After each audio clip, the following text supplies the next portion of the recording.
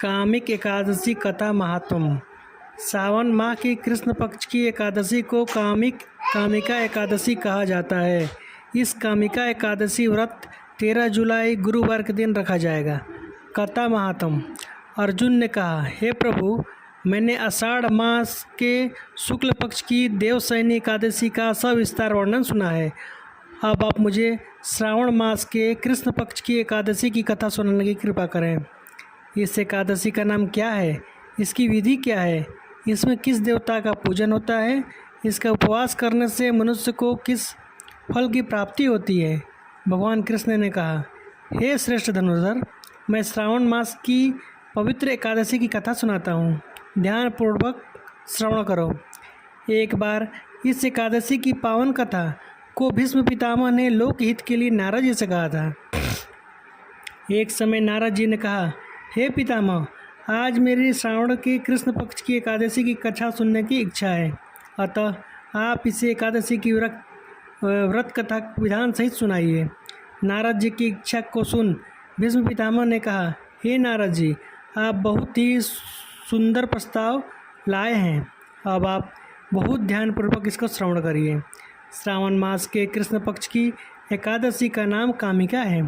इस एकादशी की कथा सुनने मात्र से ही वाजपेयी यज्ञ के फल की प्राप्ति होती है। कामिक एकादशी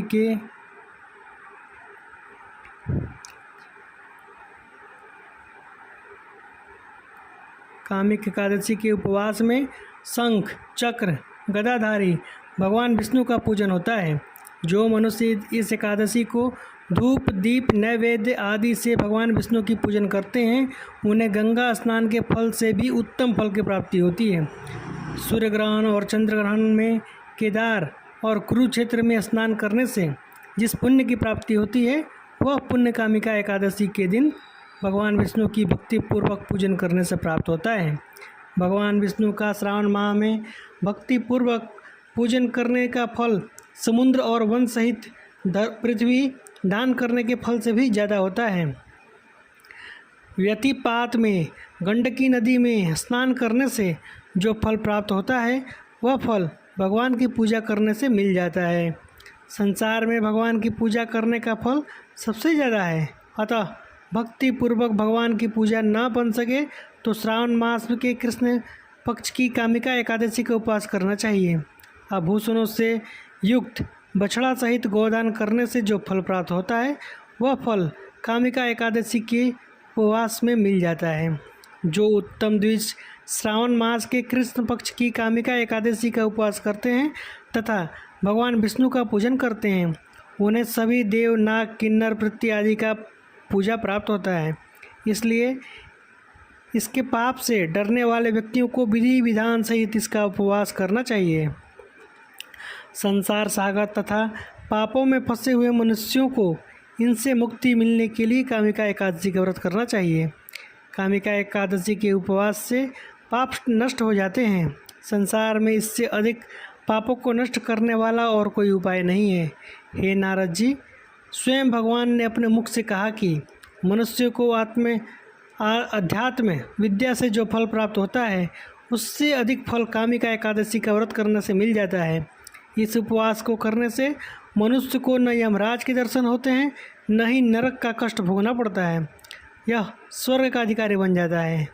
जो मनुष्य इस दिन तुलसी दल से भक्तिपूर्वक भगवान विष्णु का पूजन करते हैं, वे इस संसार सागर में रहते हुए भी इस प्रकार अलग रहते हैं जिस प्रकार कमल पुष्प जल में रहते हुए भी जल से अलग रहता है। तुलसी दल से भगवान श्री हरि का भक्तिपूर्वक पूजन करने से 1 बार स्वर्ण और 4 बार चांदी के दान के फल के बराबर होता है।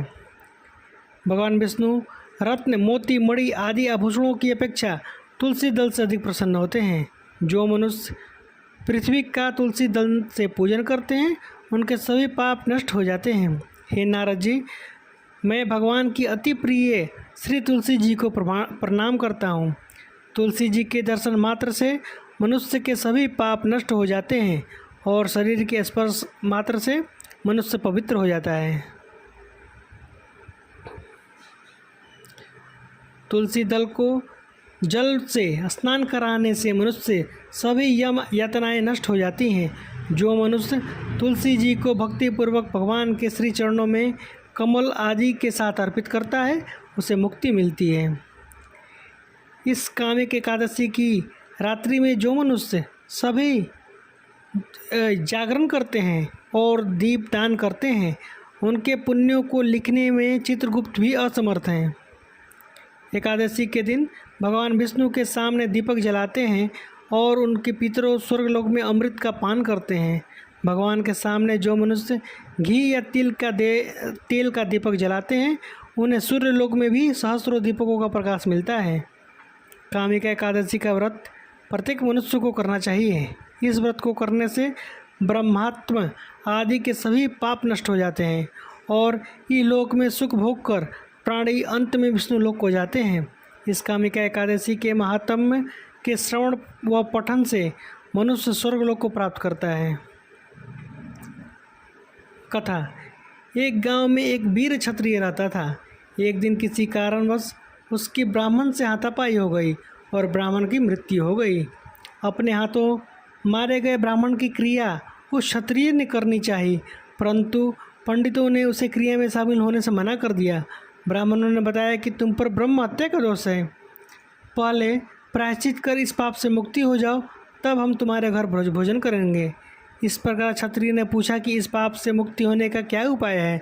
तब ब्राह्मणों ने बताया कि श्रावण मास के कृष्ण पक्ष की एकादशी को भक्ति भाव से भगवान श्रीधर का व्रत व पूजन करके ब्राह्मणों को भोजन करा के सदक्षिणा के साथ आशीर्वाद प्राप्त करने से इस प्रकार पाप से मुक्ति मिल जाएगी।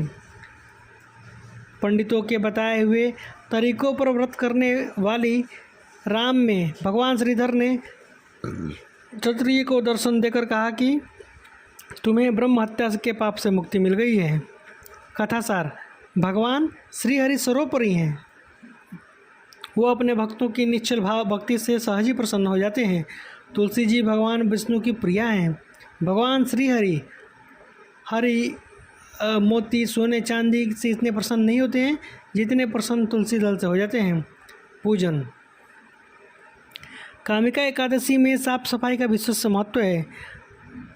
प्रति व्यक्ति प्रातः स्नान आदि करके भगवान विष्णु की प्रतिमा को पंचामृत से स्नान कराए। पंचामृत से स्नान कराने के पूर्व प्रतिमा को शुद्ध गंगा जल से स्नान कराना चाहिए। पंचामृत में दूध, दही, घी, शक्कर आदि शामिल हैं। स्नान कराने के बाद भगवान को गंध अच्छा जी का प्रयोग करें, अच्छत जी का प्रयोग करें और पुष्प चढ़ाएं। धूप, दीप, चंदन आदि सुगंधित पदार्थों से आरती उतारनी चाहिए। नैवेद्य का भोग लगाएं। इसमें भगवान श्रीधर को मक्खन, मिश्री और तुलसी दल अवश्य चढ़ाएं और अंत में क्षमा याचना करते हुए भगवान को नमस्कार करें। विष्णु सहस्त्र नाम का पाठ व जाप अवश्य करना चाहिए। कामिका एकादशी की कथा समाप्त हुई। एकादशी तिथि प्रारंभ जुलाई 12, 2023। एकादशी तिथि समाप्त जुलाई 13, 2023। आपका दिन शुभ मंगलमय हो। धन्यवाद। मेरी कुंडली के वीडियो में आप सभी का स्वागत है। हमारे चैनल को लाइक और सब्सक्राइब करना ना भूलें।